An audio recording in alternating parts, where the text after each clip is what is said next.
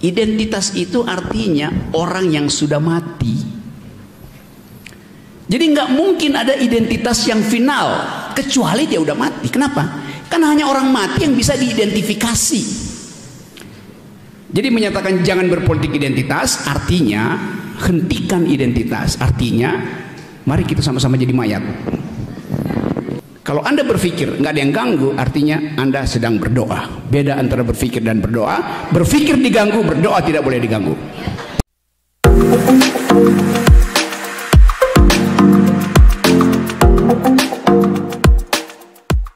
Baik. Assalamualaikum warahmatullahi wabarakatuh. Perkenalkan, nama saya Nendang Yusuf dari Fakultas Hukum. Yang menjadi pertanyaan saya, bagaimana kita bisa menata demokrasi Indonesia menjelang pemilu 2024 ketika presidensial threshold masih terus diterapkan, ketika partai politik yang telah lulus verifikasi daripada KPU tidak dapat memberikan dukungannya atau pilihannya kepada rakyat Indonesia. Bagaimana kita bisa menata demokrasi Indonesia gitu? Terima kasih. Baik, berikutnya. Ya, silakan. Ditampung dulu, Bang ya. Bismillahirrahmanirrahim. Assalamualaikum warahmatullahi wabarakatuh. Perkenalkan, Bung, nama saya Rahmat Wijaya Ramadhani dari program studi administrasi bisnis. Saya ingin bertanya masalah ada dalam istilah perpolitikan yang disebut sebagai presidensial threshold, dan ada wacana bahwa tahun ini presidensial threshold akan dibuat 0%, yang awalnya 20%, dan itu bakal menjadi sesuatu yang menarik menurut saya. Dan saya ingin bertanya kepada Bung Rocky Gerung, apa yang nanti akan terjadi ketika presidensial threshold 20% diganti dengan 0%? Segitu paling penting. Baik, berikutnya satu lagi, mahasiswi. Ya, boleh, silakan. Oke. Bismillahirrahmanirrahim. Assalamualaikum warahmatullahi wabarakatuh. Nama saya Panji Setiaji, jurusan administrasi dari Institut Manajemen Wijata Indonesia. Tadi kan Pak, banyaknya bahwa lebih banyak mengandalkan sebuah ijazah dibanding sebuah berpikir. Bagaimana korelasi pejabat negara yang lebih kecil dominannya terhadap sebuah pemikiran, hanya mengandalkan keuntungan pribadi, masalah termasuk IKN itu sendiri. Karena kan ada kendala-kendala seperti itu, apalagi seperti sekuit dan yang lain gitu. Jadi menata demokrasi itu mereka itu dengan cara apa sih? Apakah hanya kepuasan hasrat sendiri karena sebagai kepentingan diri pribadi sebagai pejabat? Nah, assalamualaikum warahmatullahi wabarakatuh. Dijawab dulu, Bang. Ya. Oke. Ya, itu semua soal kecemasan. Kalau saya baca psikologi di belakang pertanyaan itu adalah kecemasan memandang masa depan. Atau dengan kata ini pemilu jadi apa enggak sih? Kira-kira itu pikirannya kan. Dan orang sekarang menganggap bahwa kenapa ada keraguan pemilu akan berlangsung? Karena nggak ada calon presiden. Sekarang siapa calon presidennya? Nggak ada. Anies berapa persen? Anies bahkan belum punya wakil presiden. Nggak mungkin konstitusi mengiyakan Anies kalau dia nggak punya wakil presiden. Prabowo sama aja. Prabowo harus cari koalisi. Siapa? Puan Maharani dapat 20%, tapi elektabilitasnya rendah sekali itu. Jadi euforia politik tumbuh, tetapi distopia juga jalan tuh. Nggak ada. Jadi kalau siapa calon presiden Anda? Anies, Ganjar, ya dari mana Anda tahu mereka calon presiden? Dari mana? Dari lembaga survei. Dari mana lembaga survei tahu bahwa orang-orang ini akan jadi presiden? Dia nggak bisa jelasin. Survei publik itu harus transparan, dananya dari mana? Kan itu. Di Amerika, Biden itu di backup oleh lembaga survei bilang kami memang digaji oleh Partai Demokrat untuk mensurvei Joe Biden. Sebaliknya, Fox misalnya, kami digaji oleh Partai Republik untuk mensurvei Donald Trump. Jadi lembaga survei itu mempertanggungjawabkan dana risetnya itu pada publik. Di kita semua lembaga survei tidak satupun yang mengaku Lalu dia bilang itu dana pribadi. Mana ada orang mau kasih dana pribadi untuk hal, satu kali survei itu 4 miliar, 10 kali survei 40 miliar, udah bangkrut lembaga surveinya. Kan itu logikanya kan. Jadi kalau dikatakan ini, oh ya itu calon yang diajukan lembaga survei. Saya tahu Anda misalnya suka pada Anies, oke, segala macam. Ya sama, Anies teman baik saya. Udah berapa kali dia ngomong sama saya tuh. Prabowo teman baik saya, ngomong berkali-kali juga. SBY teman diskusi saya, setiap bulan Pak SBY undang saya untuk diskusi itu. Tapi saya tidak mau kasih point of view yang euforia. Saya kasih point of view yang basisnya adalah prinsip demokrasi itu. Yaitu dalam sistem presidensial tidak boleh ada threshold. Karena pemilihan langsung. Bagaimana mungkin pemilihan langsung ada threshold? Boleh. Kapan? Dipilih dulu DPR-nya, baru dipilih presiden. Itu boleh ada threshold. Tapi kan kita memilih kan sama. Jadi bagaimana mungkin saya milih ini presiden, nggak boleh saya pilih karena partainya tidak punya threshold. Kapan kita tahu dia tidak punya threshold? 2019 itu memilih presiden 2019. Memilih 2024 dasarnya adalah suara parlemen 2024, bukan pakai 2019. Kan DUNGU. Iya. Masa Anda masuk bioskop bilang, saya ditanya sama petugas, mana karcis Anda? Nih, loh ini udah dipakai oleh teman Anda seminggu lalu, ngapain Anda pakai lagi? Ditempelin sama satpam kan?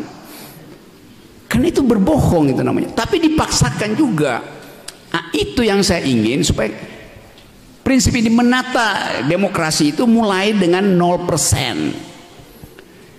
Nggak ada di dalam konstitusi kita dikatakan bahwa pemilihan presiden harus punya tiket 20%. Di mana di konstitusi disebut begitu? Konstitusi kita cuma bilang calon presiden dan wakil presiden dipilih oleh partai politik atau gabungan partai politik. Lalu dikatakan lagi dalam konstitusi, tapi gabungan itu harus memenuhi 20%. Ada di konstitusi. Konstitusi mana? Konstitusi Wakanda. Undang-Undang Dasar 45 nggak ada aturan itu. Itu yang mesti disuarakan oleh kaum intelektual. Kalau nggak akan dijebak juga akhirnya. 20% itu adalah permainan oligarki untuk beternak politisi baru. Itu intinya. Dan kita nggak ingin negeri ini diternakkan kembali oleh oligarki. Jadi kecurangan itu akan terjadi. Apalagi tadi yang tanya soal, udah, saya kira dua-duanya soal itu tadi. Yang terakhir soal apa ya? Oke, saya kira saya sudah jawab ya. Soal apa? Iya, berpikir IKN tadi. Kan tadi saya terangkan bahwa IKN itu dijanjikan sebagai tempat yang nanti sangat bermanfaat bagi generasi milenial. Oke.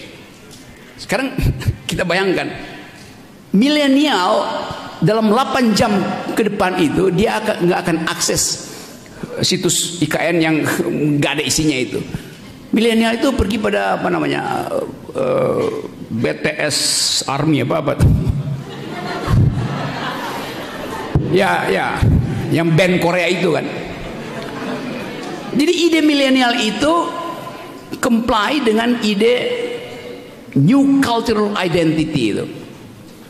Coba kita tanya, sekarang Pak Jokowi tawarkan, oke, investor datanglah ke IKN, bangun perumahan di situ, bangun mall, bangun hotel, bangun sirkuit. Pertanyaannya, berapa banyak ASN dari Jakarta yang bersedia pindah ke ibu kota itu? Dalam survei terakhir, 80% pegawai negeri ogah pindah ke situ. Lalu siapa yang akan masuk mall? Siapa yang akan menempati perumahan itu? Ya ular, cacing, burung. Karena tadi perencanaannya itu hanya ingin menghasilkan legacy. Saya pernah bicara terus terang di dalam satu forum dengan beberapa petinggi partai, menteri. Coba Pak Jokowi buat satu radical break, satu tindakan radikal. Itu saya sebagai kepala negara menginginkan threshold 0%, karena itu yang konstitusional. Itu Pak Jokowi akan melonjak legitimasinya, elektabilitasnya naik, dan akan dikenang sebagai bapak demokrasi berikut setelah SBY. Itu legasinya yang akan diingat orang. IKN itu nggak akan diingat orang. Jalan tol nggak akan diingat orang. Di Korea banyak orang sekarang bongkar jalan tol karena nggak penting lagi jalan tol, karena public services, transportation udah jalan. Jadi konsep itu yang, jadi poin saya begini, kalau Anda baca koran, do think the unthinkable. Lihat koran itu dari belakang, di belakang headline itu ada apa. Bayangkan dalam imajinasi kita bahwa ucapan Sri Mulyani itu Ibu Sri Mulyani itu membaik saya. Jadi kalau Ibu Sri Mulyani mengucapkan sesuatu yang kritikal, kan Sri Mulyani bilang ekonomi kita berbahaya. Artinya dia baru dapat teguran dari World Bank, dari IMF. Hal yang bisa dia ucapkan di sidang kabinet. Jadi dia muter.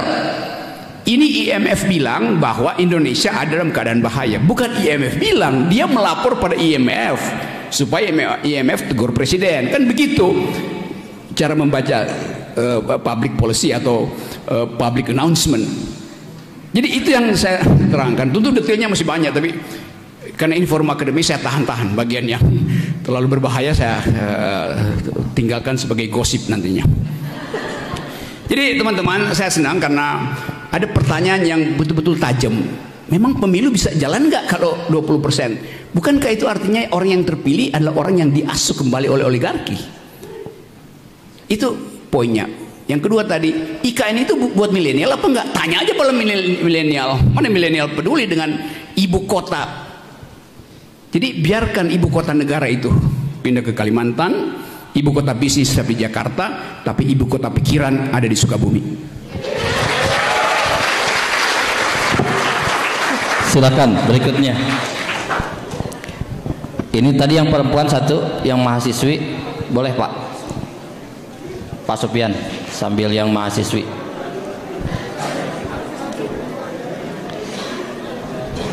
Mana Pak?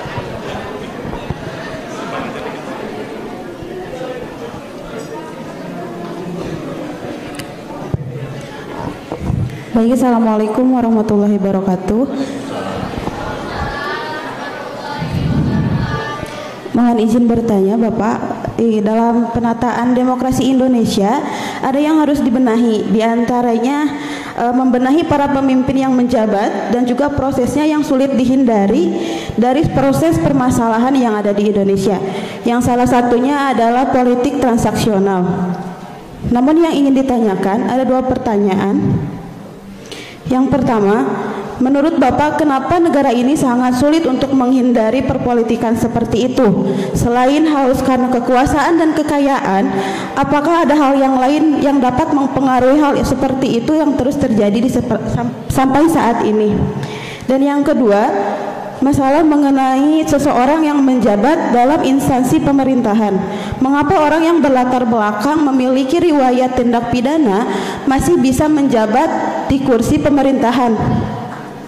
Padahal di negeri ini masih banyak SDM yang mumpuni, masih banyak SDM yang mampu untuk menjabat yang sesuai dengan porsinya. Dan kenapa menurut Bapak Indonesia masih memilih orang-orang tersebut? Padahal dalam hal latar belakangnya mungkin saja terjadi kasus tindak pidana korupsi bakal terjadi lagi di masa jabatannya nanti. Mungkin cukup sekian dari saya. Terima kasih. Wassalamualaikum warahmatullahi wabarakatuh. Waalaikumsalam. Ya, sebelum dilanjut ke Bang Rocky, Pak Sopian, silahkan. Oke.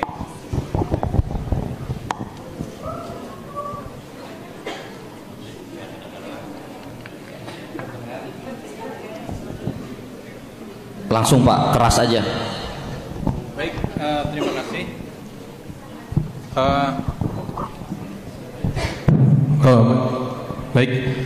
Terima kasih. Sebelumnya saya, Bang Rocky cukup terharu setelah Pak Rektor menyematkan menjadi Ustadz Rocky. Akhirnya saya mendengar Pak Rocky mendoakan mahasiswa tadi untuk lulus tepat waktu.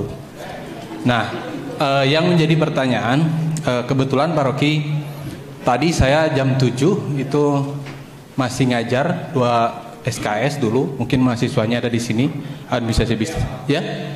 Mata kuliahnya kebetulan dasar-dasar logika. Nah itu jadi mungkin suatu keberkahan bagi mahasiswa dapat 1 suap dari saya dan dapat 1 karung beras dari Pak Rocky. Yang menjadi pertanyaan Pak Rocky, mungkin Bang Rocky juga merasakan menjadi pengajar gitu. Saya meminta jadi sedikit arahan kepada mahasiswa yang memang kadang-kadang menjadi dilema bagi kita sebagai pengajar, apalagi saya mengajarkan dasar-dasar logika, merangsang mereka untuk liar berpikir karena tidak ada sopan santun dalam berpikir, tapi tetap bisa berperilaku santun dan bisa menjaga etis itu. Itu saja mungkin. Terima kasih. Satu lagi Bang, tuh yang angkat tangan biar 3, silahkan. Ya. Ya, itu yang mahasiswi, itu yang angkat tangan. Ya, Neng. Yang belakang. Iya, itu.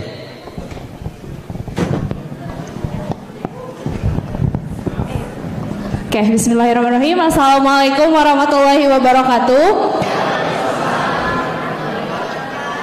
Perkenalkan, nama saya Sonia Agustiani dari program studi administrasi bisnis semester 3. Izin bertanya, kan Indonesia itu menjadi politik identitas yang pemersatu tapi memecah belah, pemersatu yang memecah belah. Nah, itu tuh terbagi menjadi 2 antara nasionalis dan agamis. Pertanyaan saya, apakah baik antara nasionalis dan agamis ini untuk menata demokrasi Indonesia? Itu saja. Terima kasih. Assalamualaikum warahmatullahi wabarakatuh. Kamu mahasiswa atau caleg?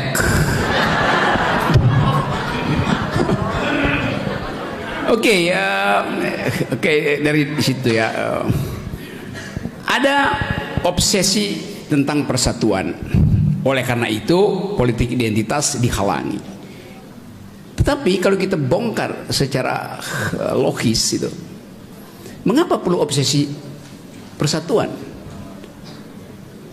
Karena dasar ontologi kita, dasar antropologi kita adalah perbedaan itu. Jadi kenapa kita perlu bersatu? Karena kita berbeda. Tetapi rejim ini membalik logikanya. Demi persatuan tidak boleh ada perbedaan. Itu konyol. Kan itu yang terjadi kan? Kami Pancasila. Oh iya, nggak perlu bilang kami, nggak perlu klaim. Karena itu fakta antropologi kita. Memang kita semua Pancasila. Kenapa mesti ada yang klaim kami Pancasila? Artinya yang lain bukan, yang lain politik identitas, yang lain Muslim. Kan itu logiknya begitu tuh, sekaligus belajar logika itu. Yang disebut kontra identitas itu. Jadi nggak boleh ada satu pernyataan pun dari pejabat negeri untuk mengucapkan jangan pakai politik identitas. Dari awal kita sudah berpolitik secara identitas. Konstitusi kita waktu diperdebatkan di Dewan Konstituante, ada orang yang menginginkan negara ini negara Islam, identitinya adalah Muslim. Ada yang menginginkan negara ini merdeka harus balik pada sistem kerajaan, identitinya adalah monarki. Ada yang menginginkan negara ini negara sosialis, identitinya adalah marxistis. Ada yang menginginkan negara ini negara sekuler, identitinya adalah liberal. Jadi semua identitas itu ada diperdebatkan di meja debat konstituante. Ada proposal Natsir, ada proposal Hatta, ada proposal Bung Karno, ada proposal Muhammad Yamin. Jadi dari awal negeri ini kaya dengan identitas yang beragam. Biarkan aja supaya dia masuk dalam kompetisi argumentatif. Yang nggak boleh adalah mempolitisasi politik identitas. Itu yang nggak boleh. Menganggap bahwa politik identitas itu adalah Muslim, itu kan bahaya. Lalu fakta antropologinya, fakta sosiologisnya bangsa ini adalah Islam terbanyak. Bahkan Pancasila sebelum menjadi 17 Agustus ada versi 22 Juni yang sila pertamanya berbunyi ketuhanan yang Maha Esa dengan kewajiban menjalankan syariah Islam bagi pemeluk-pemeluknya. Memori kita ada di situ. Tapi dengan kelegaan umat Islam, dengan bujukan Muhammad Hatta, diambil kesimpulan bahwa negara ini tidak akan berdasarkan agama, tidak akan berdasarkan kerajaan, tidak akan berdasarkan faham-faham otoriter, tapi berdasarkan people sovereignty, kedaulatan rakyat. Itu ada di ayat kedua pasal pertama konstitusi. Negara berdasarkan kedaulatan rakyat. Jelas rakyat pasti berbeda. Kan itu intinya tuh. Jadi ada kesalahan identifikasi itu. Apalagi kalau kita belajar sedikit tentang bahasa Yunani itu, bahasa atau bahasa Latin, bahasa Romawi. Identitas itu artinya orang yang sudah mati. Jadi nggak mungkin ada identitas yang final kecuali dia udah mati. Kenapa? Karena hanya orang mati yang bisa diidentifikasi. Selama Anda hidup, pikiran Anda bertumbuh, pacar Anda bisa berganti, selingkuhan Anda susah Anda halangi kalau dia juga mau berganti. Jadi nggak ada yang final. Selama orang hidup, agama Anda juga bisa berganti. Selama kita hidup, kita digoda oleh kemajemukan. Begitu kita mati, kita final. Karena itu sering orang tanya, Pak Rocky, biodatanya ada nggak? Mau yang pendek apa yang lengkap? Yang lengkap. Yang lengkap tunggu saya mati itu. Biodata itu baru lengkap ketika orangnya meninggal. Kalau orang bilang ini biodata Pak Rocky diambil di Google, oh itu biodata seminggu lalu sebelum saya ada di Sukabumi. Padahal jarak antara minggu lalu dan Sukabumi saya sudah diskusi di Bali. 2 hari lalu saya diskusi di Udayana. Kenapa nggak masuk di situ biodata saya misalnya? Jadi balik pada prinsip tadi, identitas itu tidak mungkin final. Identitas itu selalu ongoing, in the making. Jadi menyatakan jangan berpolitik identitas artinya hentikan identitas, artinya mari kita sama-sama jadi mayat. Logikanya begitu. Konsekuensi logis dari berpikir harus kita ambil. Nah karena itu kita mesti curiga, kenapa politik identitas diajukan?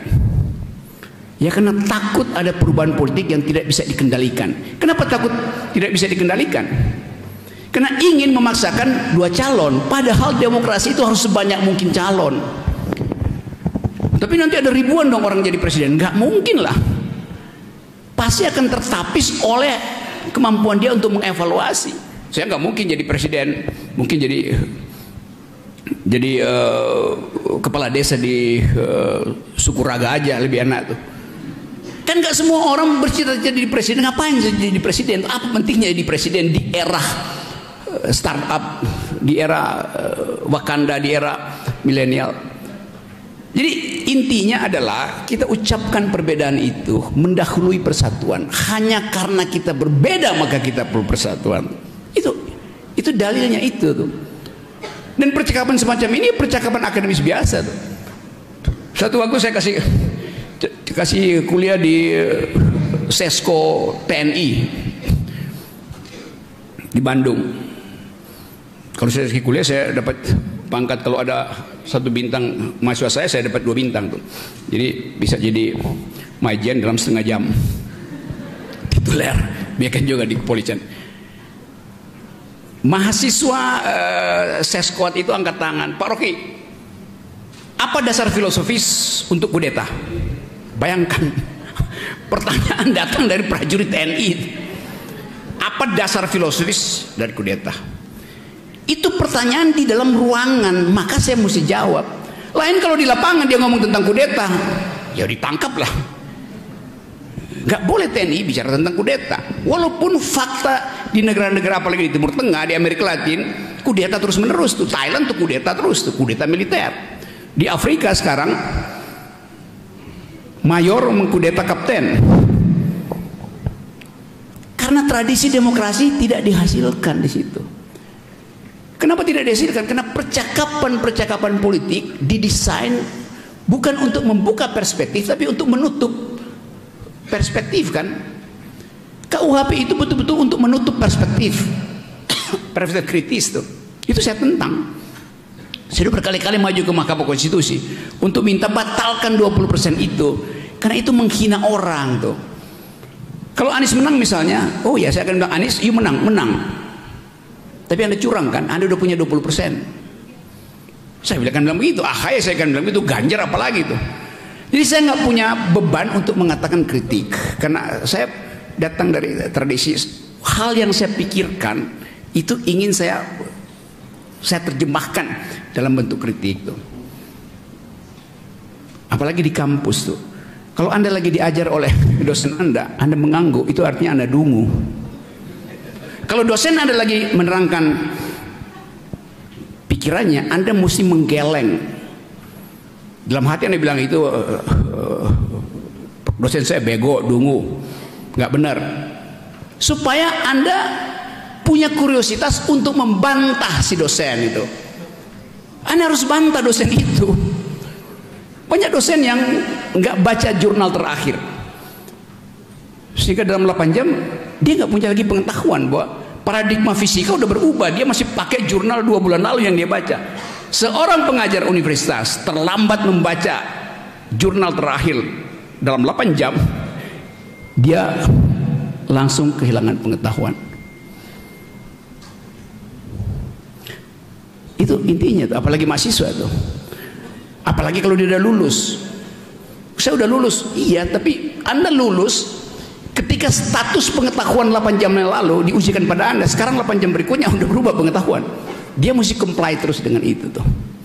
Karena itu belajar terus, terutama belajar tentang paradigma baru, environmental ethics, gender equality. Itu yang sedang jadi pembicaraan di dunia hari ini. Jadi kalau Anda lulus, a man, a human who graduates today and stop learning tomorrow is an uneducated the day after. Anda lulus hari ini, besok Anda berhenti belajar, lusa Anda jadi dungu. Begitu. Jadi konsekuensi masuk dalam dunia akademis adalah maksimalkan kecerdasan, maksimalkan pikiran. Dan itu perintah dari Tuhan. Pakai otak, baca, bukan kerja.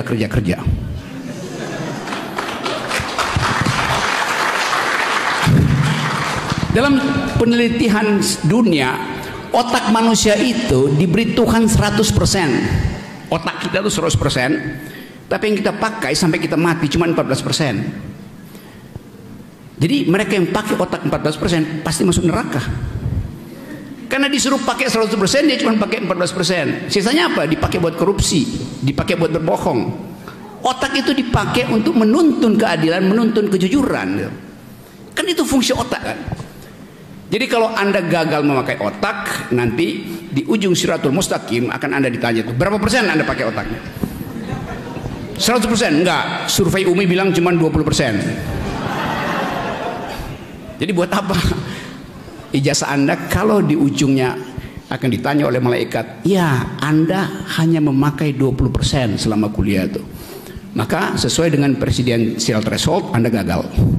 Kira-kira begitu. Sekali lagi kita obrolin sesuatu dengan santai, karena persahabatan dalam berpikir artinya saling mengkritik. Itu namanya kita bersahabat dalam berpikir. Yang sering saya terangkan bahwa pikiran itu disebut pikiran kalau ada yang ganggu. Kalau Anda berpikir nggak ada yang ganggu, artinya Anda sedang berdoa. Beda antara berpikir dan berdoa. Berpikir diganggu, berdoa tidak boleh diganggu.